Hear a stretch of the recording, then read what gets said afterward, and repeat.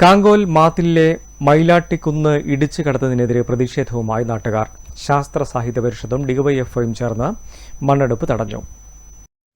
മാത്തിൽ പ്രദേശത്തിന്റെ ആകെ പ്രധാന ജലസംഭരണിയാണ് മൈലാട്ടിക്കുന്ന്. മാത്തിൽ ആശുപത്രിക്ക് മുകളിലായി ഒരു പീഠഭൂമി പോലെയാണ് ഈ ചെങ്കൽ പാറപ്പരപ്പ്. നിരവധി പള്ളങ്ങൾ ഈ പാറപ്പരപ്പിലുണ്ട്. മാത്തിലും പരിസര പ്രദേശങ്ങളിലും ഉള്ളവർക്ക് വേനൽക്കാലത്ത് ഇന്നും കുടിവെള്ളത്തിന് വലിയ ക്ഷാമമില്ലാത്തതിന്റെ കാരണം മൈലാട്ടിക്കുന്നാണ്. രാത്രിയുടെ മറവിൽ നിരവധി ലോഡ് മണ്ണ് കുന്നിൽ നിന്നും കടത്തിക്കഴിഞ്ഞു.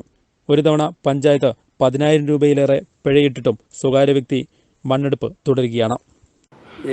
ഇപ്പോൾ നമ്മൾ ഇപ്പോൾ ഉണ്ടായ സംഭവം എന്ന് വെച്ചാൽ ഈ മൈലാട്ടിക്കുന്ന് പറഞ്ഞാൽ ഈ കാങ്കോൽ പഞ്ചായത്തിൻ്റെ ഒരു ജലസംഭരണിയാണ്. നിരവധി ജൈവ വൈവിധ്യങ്ങളും തണ്ണീർത്തടങ്ങളും ഒക്കെ ഉള്ള ഒരു പ്രദേശമായത്. കാരണം ജലസംഭരണി പറഞ്ഞാൽ ഇതിൻ്റെ പാറകളുടെ ഘടന പറഞ്ഞാൽ അഴുക്കുള്ള പാറയിലെ ഘടനയാണ്.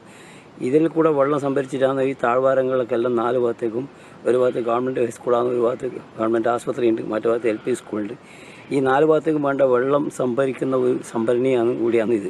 അതുകൊണ്ട് മുമ്പ് ഒരു സ്വകാര്യ വ്യക്തി കുറച്ച് സ്ഥലം ഇവിടെ കോളനിയിൽ അവരുടെ സ്ഥലം വാങ്ങി അവിടെ വീട് കെട്ടുമ്പോൾ തന്നെ ഞങ്ങൾ ഈ പ്രശ്നം പറഞ്ഞിട്ട് അവർ പറഞ്ഞു ഞങ്ങൾ വീട് കെട്ടാനാണ്, അതുകൊണ്ട് അധികം എടുക്കില്ല എന്ന് പറഞ്ഞ് ഞങ്ങൾ ഒന്ന് ഒഴിവാക്കിയാണ്. തുടർച്ചയായി അതിന് തൊട്ടിപ്പുറത്തെ സ്ഥലവും അയാൾ തന്നെ വിലക്കെടുത്ത് ഇപ്പം ഈ മണ്ണ് ധാരാളമായിട്ട് മണ്ണിടിച്ചിട്ട് 2 ദിവസം ഇത് പുറത്തേക്ക് കടത്തുകയുണ്ടായി. അത് ഇവിടെ കടത്തി നമുക്ക് അറിഞ്ഞുകൂടാ. പക്ഷേ ഇപ്പോഴും അവിടെ ധാരാളം മണ്ണ് കൂട്ടിയിട്ടുണ്ട്. അത് അദ്ദേഹത്തെ കാണാനും പറ്റിയില്ല. പക്ഷേ ഇത് വീട് വെക്കാനാണെങ്കിൽ ഇത്രയും ആഴത്തിലേക്ക് 4-5 മീറ്റർ ആഴത്തിലേക്ക് മണ്ണ് പിടിക്കേണ്ട ആവശ്യമില്ല. കേരള ശാസ്ത്ര സാഹിത്യ പരിഷത്തും ഡിവൈഎഫ്ഐയും മണ്ണെടുപ്പ് തടഞ്ഞിട്ടുണ്ട്. News bureau, Payyanur.